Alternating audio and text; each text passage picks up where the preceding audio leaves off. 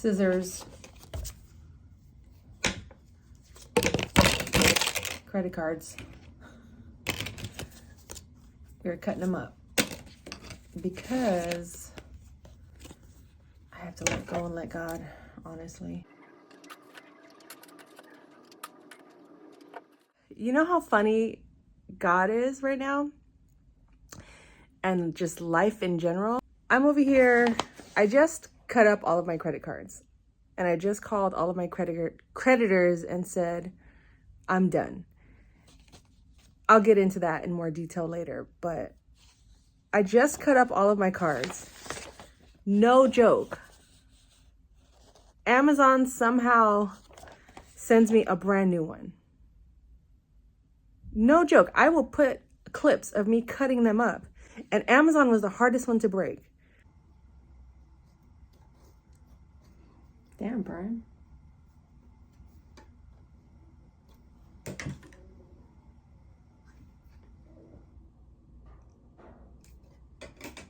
Why they sent me a new card is mind-blowing because the other one was not expired. I just think that is so funny that I got a new card. I am cracking up. I'm not going to use it, but I just think it's funny how when you're ready to let go of something, it'll spin the block back.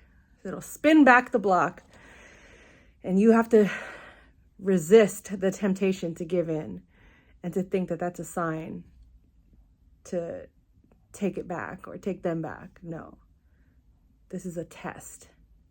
You're either going to fail it or you're going to pass the test. And plus, we shouldn't support Amazon, but that's fun. Full transparency, these are all overdraft notices. And the reason I'm documenting this is because I don't want people to think that I'm advertising this glamorous life of being self-employed, working from home, and that I don't struggle. I do. Being self-employed is a beast in itself. I am responsible for so many things on my own, but that's on me to also ask for help, manage my money and my time in a way that doesn't get me into these situations.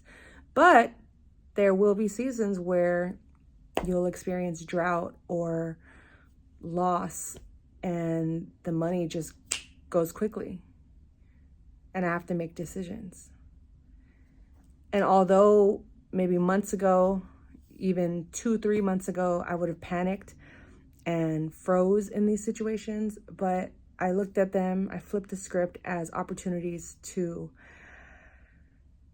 explore my options and to defeat this and to not be overcome by it. Thankfully, I'm catching this at the beginning and not waiting a year or 6 months into it. I'm catching it while, the bleeding is still just small amounts. I'm not hemorrhaging or anything.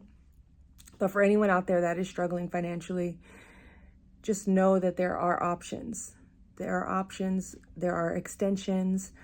Maybe this is a time for you to reflect on cutting up those credit cards, even if they are still active. Just getting rid of the swiping aspect, removing it from your digital wallet as well, because the less temptation we have towards going into the dark side of creating these spiraling events of unhealthy money habits, the harder it is to get out of it. And this is not my first rodeo. If you've been following me, or if you know me personally, I've been through the ringer financially, from repossessed cars, settling credit cards, student loan debt, teeth debt, and now credit card debt again. So again, I'm just grateful for another chance that God is still in my corner. The only right decision that exists is God. Everything else is up to you to just decide and trust that God is going to be in your corner regardless. You know what is just, you know what is right, you know what is ethical, moral, and upholds your values. And you've been granted the discernment to make the decision based on that evidence. So if you are fearing making these phone calls to these creditors, don't. They're humans just like us. They have debts just like us. And if you want to talk to the head honcho and the big boss, ask for them. They just want some money. And if you don't have it today, ask them what they're willing to take tomorrow. If you only have $10, say $10. If you only have $1, say $1. If you don't have it, say you don't have it. Just be honest. I guarantee you, honesty is the best policy in these situations, because the stress of sleeping or not being able to sleep because you're buried in notices and mail of insufficient funds, late payments, overdraft fees. I get it. I'm here right now. So you're not alone. We all go through it, but it is a temporary season. Spring is always around the corner. So buckle up, because you're going to have to get real with yourself the same way I'm getting real with myself, and trust God.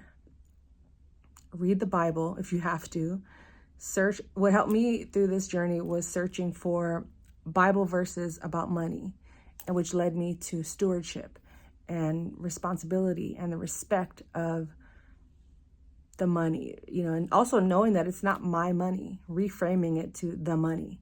Felt like that was important to talk about in this season of transition that I'm going through right now with my finances. And we call it low funds. We don't say broke. That's it. Low funds. I've eliminated the word broke from my vocabulary. And although one may look at my bank account and say, damn, she broke, I'm still in a good position mentally, emotionally, spiritually, physically, and I pray every day to get out of these situations. But I also know that I'm human, and it's okay to be frustrated that I am broke. But I trust myself, and I trust God more than anything. All of my faith is in God. God has gotten me out of worse situations. So this is a breeze. I just have to be obedient and disciplined in the process. And we're going to get through this one day at a time. That's all we got is today.